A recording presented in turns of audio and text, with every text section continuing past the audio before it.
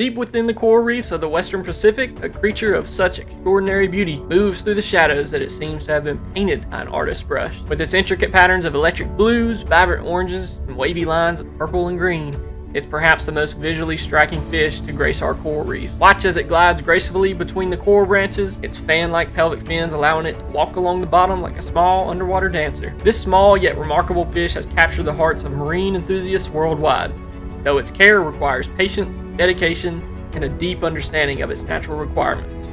Welcome to the 7th episode of the All About documentary series starring the Mandarin Goby.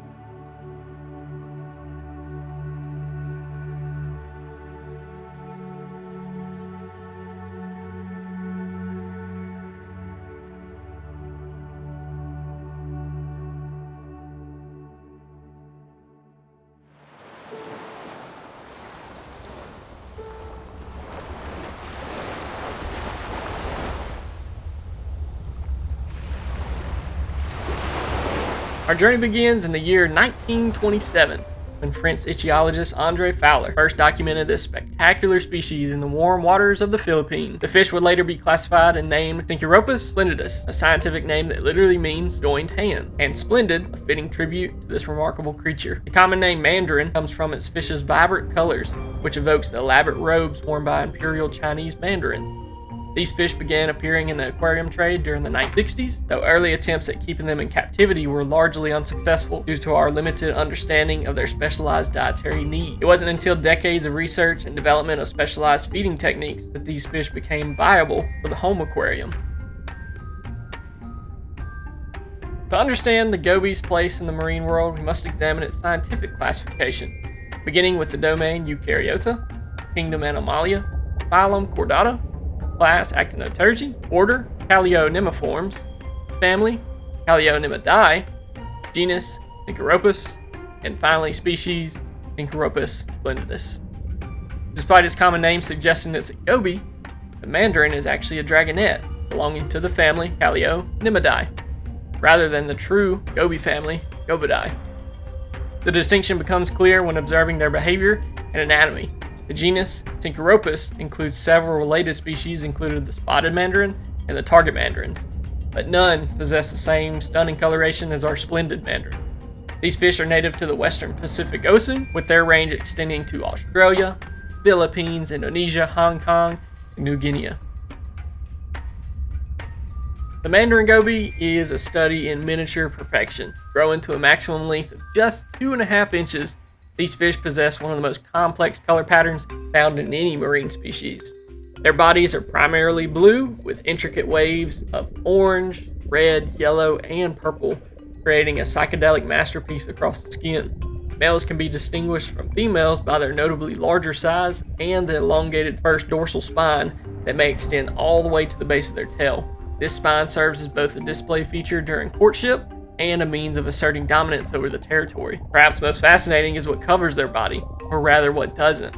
The Mandarin gobies lack traditional scales. Instead, they secrete a thick layer of protective mucus that gives them their distinctive smell and bitter taste. This mucus contains toxins produced by specialized cells in their skin, making them unpalatable to most predators.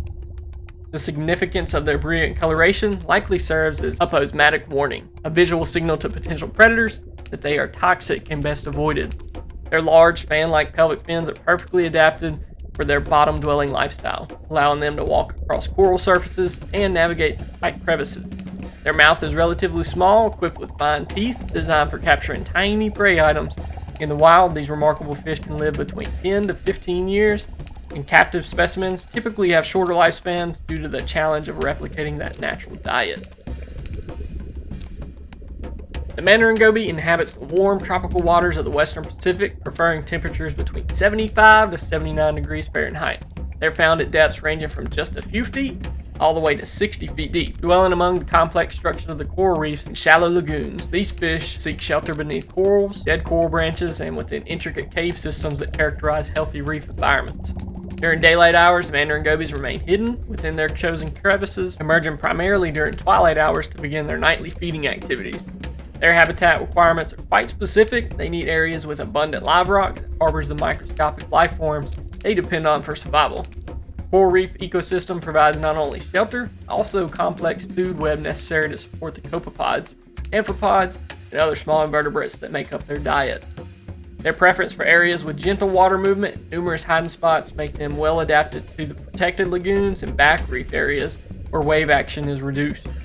These environments offer the perfect combination of safety and abundant food sources that these specialized feeders require. The reproductive behavior of Mandarin Gobies is pretty cool in the marine world, though it occurs under the cover of darkness.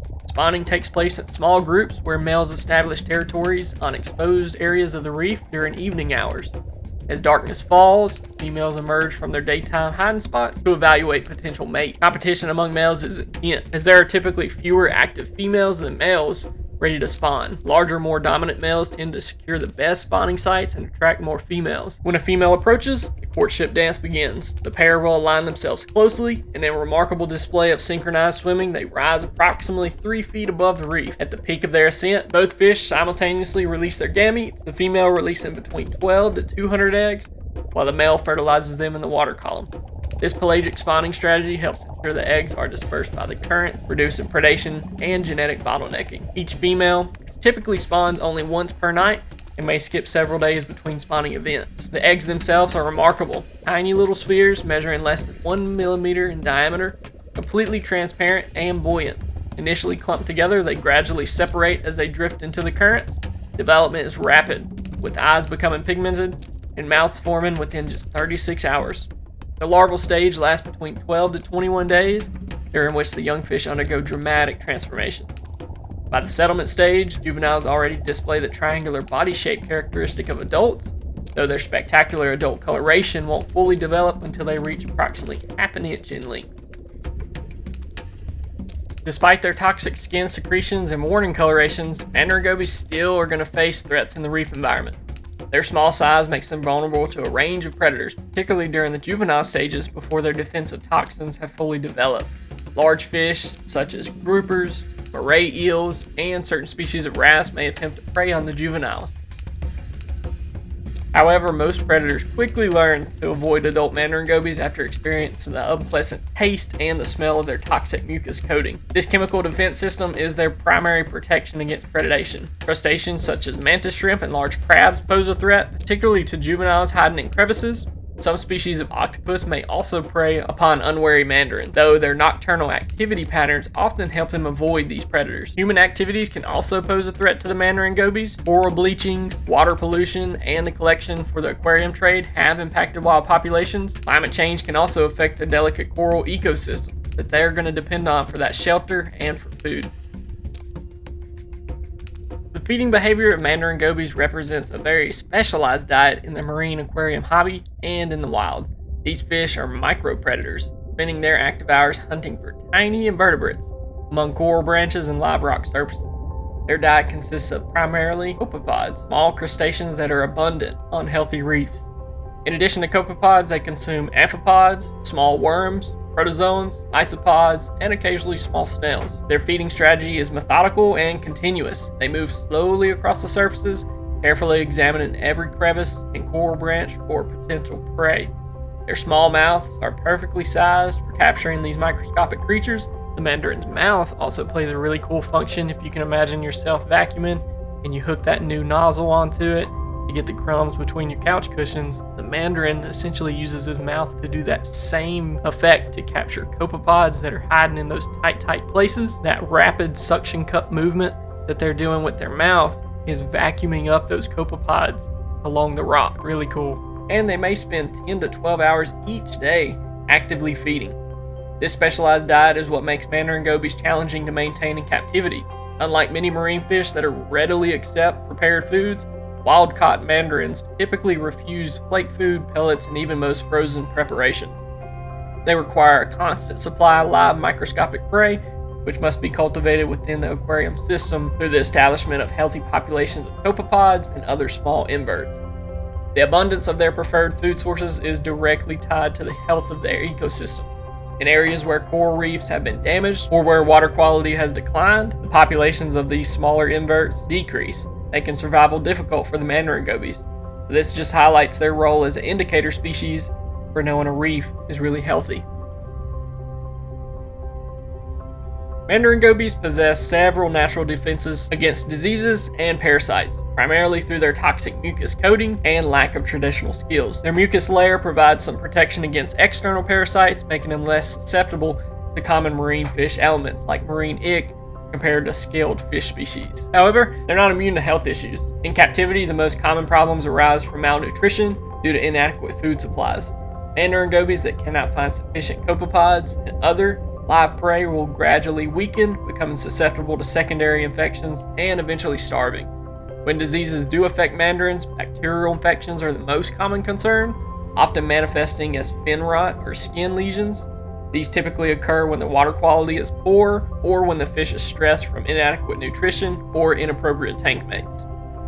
Marine velvet and other protozoan parasites can occasionally affect these fish, though their mucus coating provides some protection. Treatment of diseases in Mandarin gobies requires careful considerations, as many common aquarium medications can be harmful to their delicate skin and their unique physiology. Prevention remains the best approach, maintaining excellent water quality, ensuring adequate food supplies, and providing appropriate habitat with plenty of hiding places and gentle water flow. Quarantine procedures for new additions to systems containing mandarins should be thorough, as introducing diseased fish can quickly compromise the health of this Mandarin goby.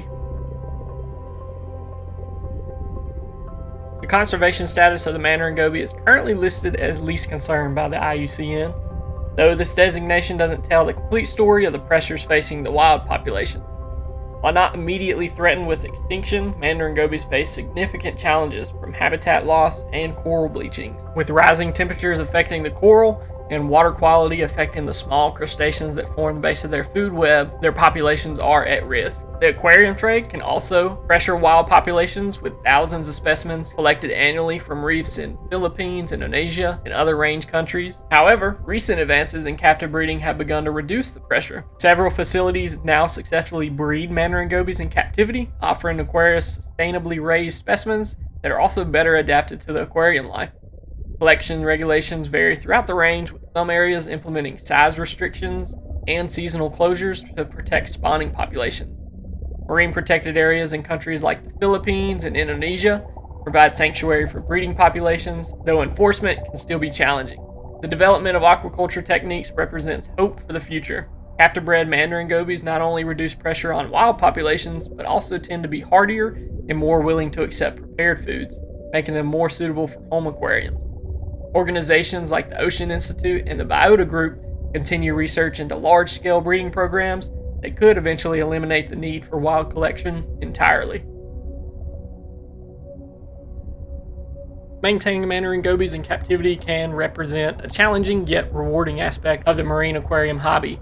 These fish require specialized care that goes beyond the needs of typical marine species, but successful keepers are rewarded with one of the most beautiful fish in the ocean. The foundation of successful Mandarin goby care begins with the aquarium system itself. Minimum tank size at 30 gallons recommended, though larger systems can make your life easier. They provide more stable conditions with the water and greater potential for establishing sustainable copepod populations.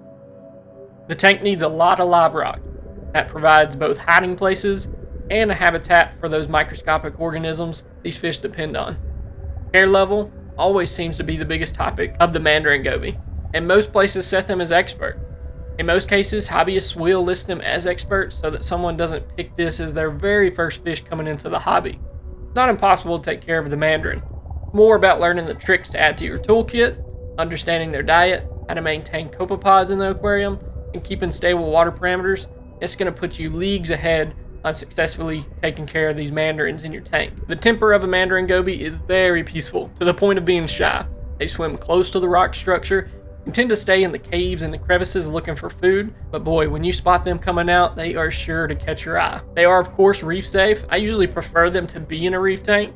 Whether they are wild caught or captive bred, they just seem to do better in the reefs. Reefs are what they're used to, and the copepod population just seems to explode in a reef. And just remember, healthy corals, I mean, you got a healthy mandarin too. Water parameters should remain stable. Temperatures between 75 to 79 degrees Fahrenheit. A warmer tank is tropical water temperatures. They'll love it. DKH 8 to 12, pH 8.1 to 8.4, and your salinity 1.023 to 1.025. These fish are sensitive to water quality fluctuations, making regular testing and maintenance essential.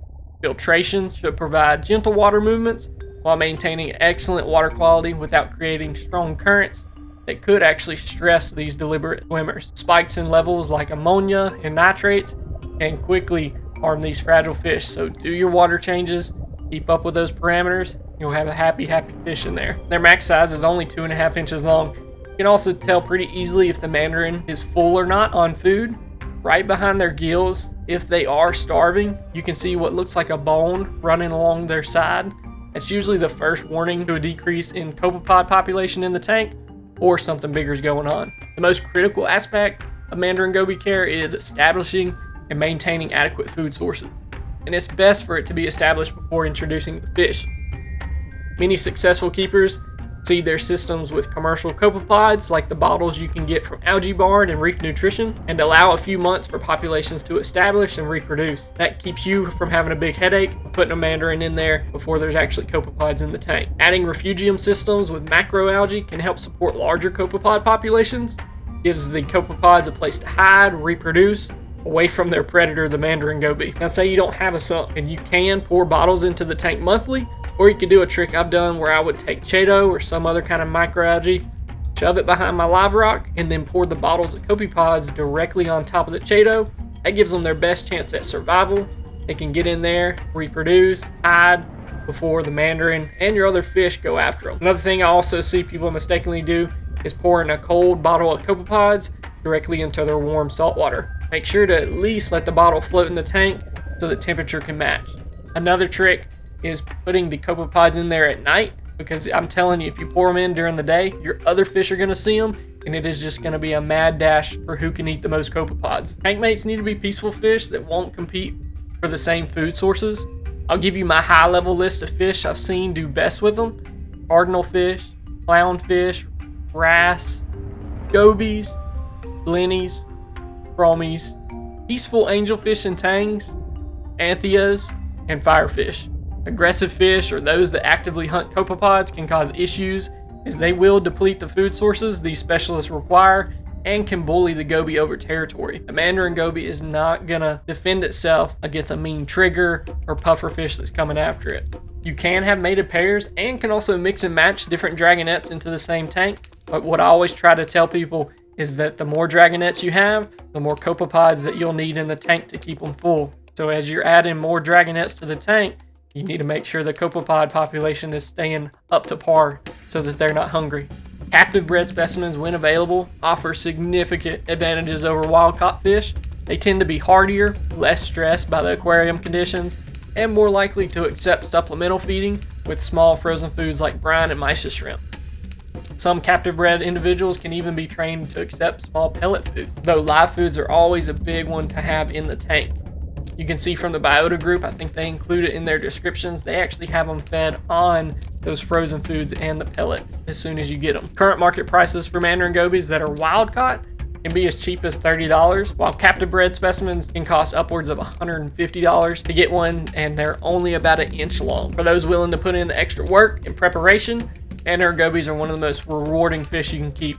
Watching these colorful fish move through your reef tank makes all the effort worthwhile, and you'll quickly understand why they're considered the crown jewel of many aquariums. Mandarin Goby teaches us that real beauty in nature often comes with challenges and responsibility. As we work to protect the coral reefs these fish call home, we save not just one species, but entire communities of marine life that depend on these underwater cities. Whether we're keeping Mandarin Gobies in our tanks, seeing them on a dive, or supporting conservation efforts, we're part of the bigger job of taking care of our oceans. Thank you for joining us on this look at the Mandarin Goby, a true gem of the reef, and a reminder of both beauty and fragility of our marine world.